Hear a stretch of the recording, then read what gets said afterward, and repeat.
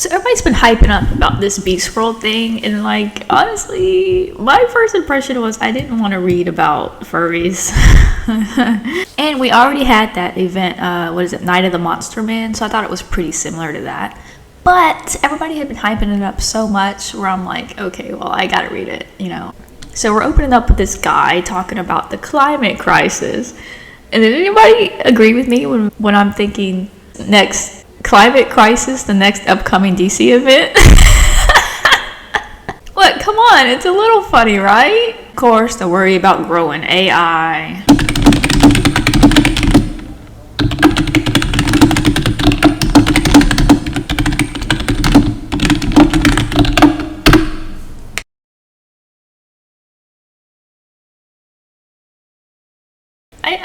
I don't think they have to worry too much about that.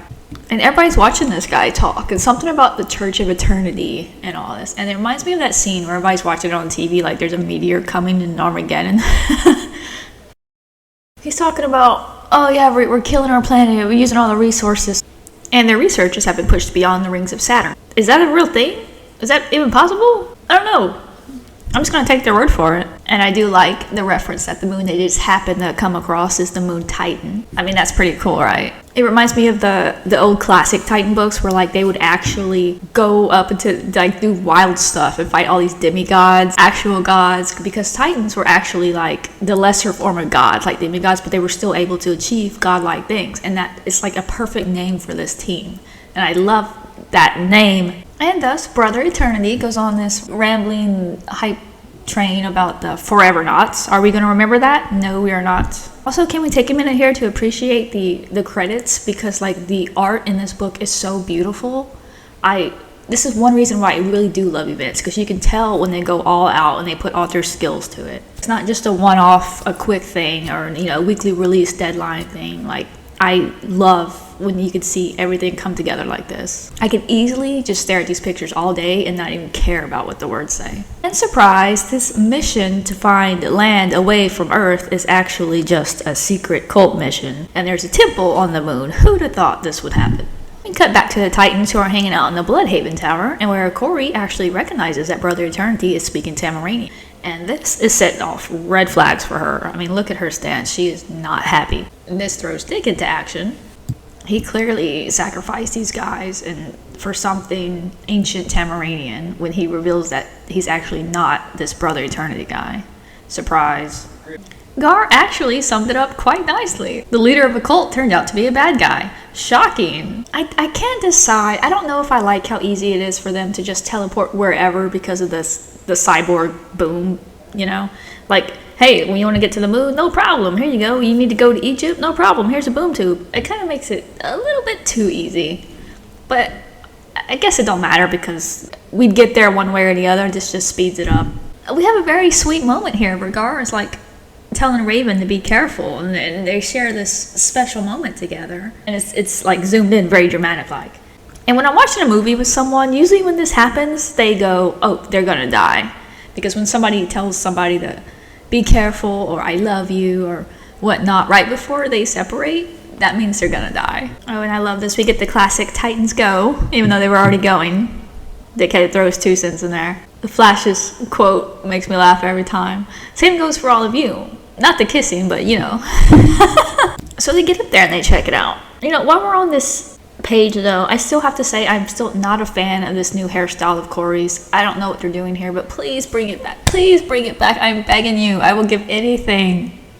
I will give anything. And then we come across a very serious scene where the astronauts have been absolutely devastated. It's crazy. So they're being really extra cautious, and then Raven actually recognizes the heartbeat of a living thing that they've awakened. And Starfire recognizes it. It's not a moon per se, but it's actually a prison, she says, to hold a god. That's not a good thing. And this part is a bit confusing because when they realize the gravitation of this situation, Cyborg's like, yo, we need to get out of here now. But Kori's like, no, wait, no. We need the Tamaranean Archives. And I'm a bit confused about this. So does she know? I feel like even a lot of her history with Tamaran is her mostly as a child before she was taken away as a slave, yeah?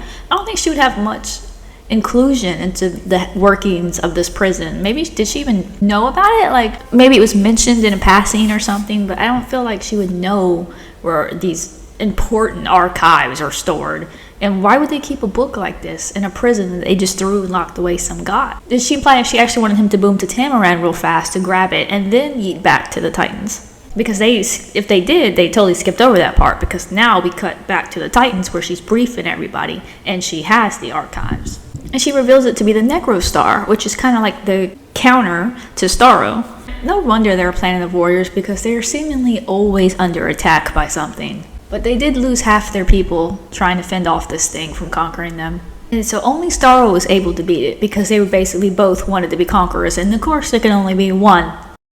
When it was weakened enough, they froze it in this prison. Okay, let's do some math here. Superman's using his X-ray vision, and he says he can see it in space. The Necrostar is moving towards Earth. It's past Jupiter, and it will be here within an hour. Let's do some math. How fast does this thing have to be traveling to be here within an hour if it's past Jupiter? And Superman used his X-ray vision, and he's like, I can see it. He said, it's past Jupiter. It'll be here at Earth within the hour. So how fast does that thing have to be traveling to be past Jupiter, which is like over 500 million miles away, to make it to Earth within the hour? Okay. I did Google how far away is Jupiter, and it told me 543 million miles away. It's traveling at the speed of light. The speed of light is 671 million miles per hour. Well, that would be more than the distance. Right. So, just if it'll be within the hour. Okay. Like 40 minutes. Right. 670 million miles per hour is what it would be traveling at. That creature. Yeah. Or just a hair under it. Probably, 670. Take off the 1. Or doesn't even take off the 1. It just has to take off like 3 or 4 miles per hour. But yeah. So I'm trying to figure out, because that would mean Jupiter would be speed of light away. Well, it would be 1 light hour away, which that would be the term. Okay, the moon is 8 light minutes away. Light travels at 600 million miles an hour? Yeah, because it's a photon. It doesn't have mass, but it still has momentum. Well, they did say also that moon passed the rings of Jupiter. Is that possible to travel to if Jupiter is that far away? We've sent probes that have made it up to Pluto, and they don't travel that fast. It took many, many years, but yeah. How many years would it take them? Well, at our current speeds, it took like 12 years. One of the things about space, it's mostly a vacuum. So without anything there, there's nothing to present friction. Friction is one of the things that slows you down. So if you pump your jets for just a little bit, it starts getting you going. And you can turn the jets off, and you'll keep going, and you'll slowly be getting faster and faster and faster. But you would kind of age differently, right?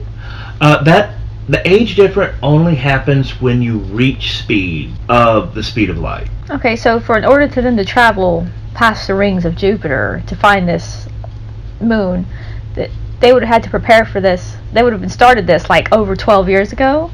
Using our current technology. I mean, if you're using some Bruce Wayne technology, Well, it's just some random people. Yeah, that would take Jupiter. Would take about 5 years. Dang. But immediately Batman's like, okay, we need to call all our neighbors. We need to call the other galaxies. We need to call the other universe. I don't care. We need to call everything in here and get this creature out of here. Their immediate plan is to find Starro. And only Gar is smart enough to be like, did you just hear yourself? And then this panel, it's so small, but it's important because Batman turns on Gar for saying literally anything, trying to like intimidate him into being quiet. You're literally all here as a team. You can all say something. And it seems like he just didn't like the fact that his idea was challenged. And when he starts going in on him, it's actually his teammates who have to step up and defend, which is essentially what the Titans do because they're a closer knit team than any other team. I feel like this is so important because people don't take Beast Boy seriously. When he makes a plan, they're literally all looking down on him because he's known as being the Joker or the class clown, but he deserves more respect. He's one of the most loyal, kind-hearted, friendliest members of this group. A plus to Raven here for that sick burn. It'd be a shame to lose a planet because of your negativity, Batman. And girl keeps going in on him. She's like, oh, you don't need to talk to him like he's a child. He is not one of your Robins. And this is so funny because Batman doesn't even know what to say to her. He actually turns to Nightwing and he's like, Nightwing, you better get your kids. But Dick's like, nope. They're my team and I trust them completely. A plus, Dick. A++. So they go after the Necrostar and they trust in Beast Boy's mysterious plan because Dick trusts them. And nobody has a better plan than calling another conqueror. And Starfire gets to lead this mission because it's actually, something to do with her history. And they warn people, do not let the spores get a hold of you because you will become part of the problem we're trying to solve. And then we are treated to this chaotic scene where the spores are infecting almost everyone they can get a hold of. It's chaos down here. God, that would be so nasty too. Can you imagine having to ingest one of those things? Ew, so gross. And here we're treated with another common thing that DC does, is that they'll often write these enemies to be non-sentient or not living or, animatrons or something like that. So they can make their heroes say, oh, they're not alive. That means you can kill them. Don't hold back. Because when they're their most basic rule is that they can't kill other people. So when you're fighting other people, they don't want them to look bad. But here they use this excuse so they can fight non-living things and say, okay, well, they're not alive, so they're not being bad by killing. We just want an excuse for them to do cool things and, look cool, go out and use your powers because they can't normally do that when they're fighting regular enemies. It's not a huge deal. It's just kind of a little nitpicky when they throw that in there, just a quick explanation. It reminds me of all these alternate universe stories, different universe, different planet, just so they can do what ifs and stuff without getting in trouble or actually have consequences. Because here it's like, oh wow, Superman's lasering somebody to death, but then it's like, oh, remember, they're not alive though, because that's the only time he can actually do that. So while they're fighting this, we cut over to Cyborg, who's traveling with Gar, and he's a whale now. And he brings up an interesting theory. He's like, why are you a whale when we're trying to fight something that flies? And Gar says, because this whale has the largest brain capabilities, so I'm being this whale so I can think better. That raises a whole new questions about how his powers work. Is he changing his mind as well as his body when he changes into animals? Because that's kind of a crazy superpower if that's the case. I never thought of the concept of changing into a smarter animal just so you can think smarter. Isn't that wild? I still love how supportive Raven is. She's always supportive to her team in general, but especially here to him. He doesn't get that very often. She's like, yeah, okay, we'll leave if you want us to, but I'll still be here with you. I can still monitor you. I know what's going on. He doesn't feel so alone. And we're treated to this really nice panel of Raven comforting him in his thoughts while he's trying to process this change. It's an amazing panel with all these colors and this emotion. And that's crazy. This transformation panel, this art of him changing is so nice. We are feasting, guys. Our eyes are feasting. And up in space, the Justice League is having a hard time keeping it together, fighting off this threat that's still coming closer to Earth. We get the first time a hero is taken over by one of the spores. It's Shazam. I'm not too surprised. So he takes over Shazam, and Shazam goes berserk and attacks Wonder Woman. Gar actually comes up. He's like, well, let me take care of that. And he does. He pulls it right out of him. And he's like, we're hopeful for the first time. But immediately follows that is thinking okay, you killed one out of a million. It reminds me of that scene in Hercules where he's struggling against the Hydra, and then he managed to get that one hit in, and they look at each other like, oh wow, maybe I stand a chance. But then we're treated to this image where Gar's run up in space with Starro, and now he's on the attack. Except he called himself Garro. I love that. I laughed so loud when I first read this. This line here, Beast Boy, an unlikely savior, clashed with a continent-sized conqueror. That is literal definition of a Titan. Beast Boy is a Titan. Let's go. But as we find out, he is actually basically tearing apart himself into making his own little spores to counter all of the Necrostar's little spores that are taking over people. And it works, it does, but it's stretching his body and his physical limitations. So then Cyborg gets tentacled on us. He's like, oh, at this size, I can only give you 2.3 seconds, and any more than that, the tear in space could blow our planets out of alignment. And he's like, yeah, let's definitely avoid messing with planetary orbits. Can I have some science on that, please? And then he opened up the boom tube the size of a continent, and they were talking about the gravitational pull. That could happen. I'll give you a prime example of that. When the largest dam in China was brought online and it shut off the water, that was literally enough energy to slow down the rotation of the Earth. Wow, really? It was a minute amount. Slowed the Earth's rotation because that dam holds 42 billion tons of water. What would happen if the orbital rotation got screwed up, or whatever, gravitational pull or whatever? Okay, it slowed it down to increase the length of our day by 0.06 microseconds. Wow, how do they know? What are they measuring that with? Oh, what if they could do that to steadily increase the days? It didn't seem to mess up anything on the Earth. But okay, again, that wasn't even a full second. Yeah, but if you can... It wasn't even a full microsecond. If they can do that 100 times over... That's in the tens of thousands for a microsecond. They would have to do that hundreds of thousands of times. Yeah, but maybe just increase the strength of it. Well, no, they could let the water out and then lock it again, let the water out, lock it again. Though, granted, the people in that area would not have hydropower while you're doing this. But that, yes, it would increase the length of the days, but that would also lead to heating up the planet, because that's more time that the sun is hitting that one location. So that would increase the heat. Oh, okay. There's a downside to everything. So what would happen if the planetary thing got out of alignment with orbits of the gravitational pull? Okay, we are held in our place around the sun because of how fast we're going. Not just rotating, but how... Okay, Earth is literally flying through space like this at millions of miles an hour, or hundreds of thousands of miles an hour. I thought it was just kind of sitting there, hanging out. No, it's flying in that direction. But, because the sun is here, the gravity keeps it going around. Oh. Okay, because if we slowed down, we would get closer to the sun. If we sped up in our inertia, we would go further away. And just a little bit too much or too less, too close, We freeze or burn? we're cooking. Too far, we're freezing. Oh. Isn't that weird how we're just like perfectly... Well, it's called the Goldilocks zone. It's just so weird how we're in the perfect position to where we need to live. So he opens a boom tube the size of a continent. He sends him to the Boomerang Nebula. Where is that? Oh, it is a real thing. Yeah, 5,000 light years away. In the constellation Centaurus. Making it the coldest natural currently known in the universe. Okay, so somebody at DC did the research. Yeah, it's measured at 1 Kelvin. Wow, what does that mean? Kelvin sounds hot. No.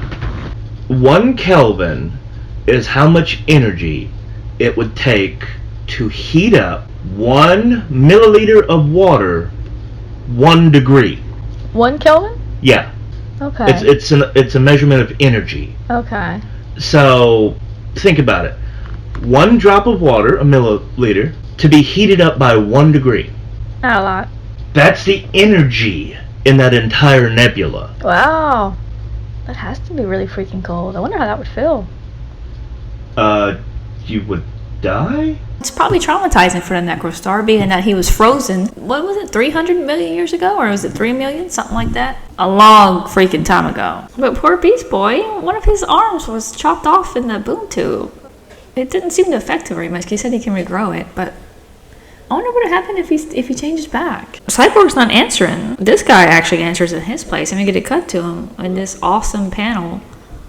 This is a really cool shot of his introduction. His name, Dr. Hate. Subtle, isn't it?